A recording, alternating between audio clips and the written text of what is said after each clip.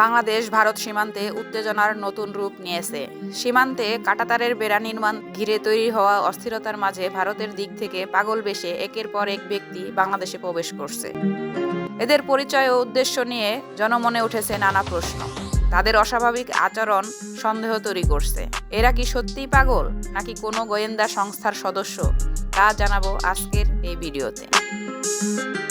গত 5 আগস্ট শেখ হাসিনা সরকার পতনের পর থেকে দুই দেশের সম্পর্ক অবনতি হতে শুরু করে। তার মধ্যে সীমান্তে কাঁটাতারের বেড়া নির্মাণের উদ্যোগ সেই সংকট আরও গভীর করে তুলেছে। বাংলাদেশ সরকারের প্রতিবাদে বিএসএফ পিছু হটলেও উত্তেজনা কমেনি। সম্প্রতি ভারতের দিক থেকে আসা পাগল বেশি ব্যক্তিদের দেখা যাচ্ছে সীমান্ত এলাকায়। এদের অনেকেই হিন্দিতে অসংলগ্ন কথাবার্তা বলছে।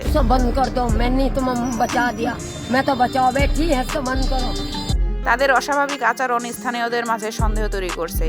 এই অনুপ্রবেশকারীরা মানসিক রোগী নাও হতে পারে। স্থানীয় প্রশাসন জানিয়েছে বিষয়টি তাদের নজরে আনা হয়েছে এবং প্রয়োজনীয় পদক্ষেপ নেওয়া হচ্ছে। বিজিবি ও স্থানীয় প্রশাসন এই পরিস্থিতি পর্যবেক্ষণ করছে। তবে ভারতের এই ব্যক্তিদের বাংলাদেশের প্রবেশে আসার কারণ নিয়ে আলোচনা থেমে নেই। কথিত আছে, ছাত্র আন্দোলনের সময় পুলিশের সাথে বিশেষ একটি বাহিনী গুলি চালিয়েছিল। তারা ছিলেন সিভিল পোশাকে, এমনটাই জানিয়েছিল খুদ সাবেক স্বরাষ্ট্র উপদেষ্টা brigadier general M Sakhawat Hossain. পুলিশের ফায়ারিং এ কম লাগছে, সিভিলিয়ান ড্রেসে হাতে 7.62, আপনারা নিজে দেখছেন 7.62 মানে 7.62 রাইফেল।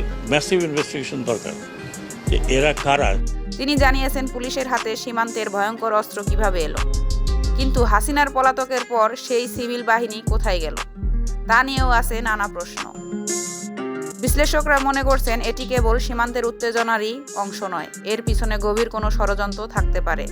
তাদের ভাষা, পোশাক এবং আচরণ গতি দেখলে স্পষ্ট বিষয়টি সাধারণ নয়। জনমনে এখন একটাই প্রশ্ন, এরা কারা এবং তাদের আসল উদ্দেশ্য কি? এ নিয়ে চলছে নানান আলোচনা। এমনিতেই শেখ হাসিনা পতনের পর ভারতের মিডিয়া বাংলাদেশের সংখ্যালঘুদের নিয়ে নানা অপপ্রচার শুরু করে।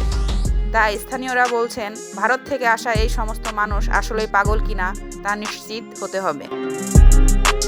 অন্যথায় গোয়েন্দা সংস্থার সদস্য হয়ে থাকলে দেশের বড় ধরনের ক্ষতি ডেকে আনতে পারে।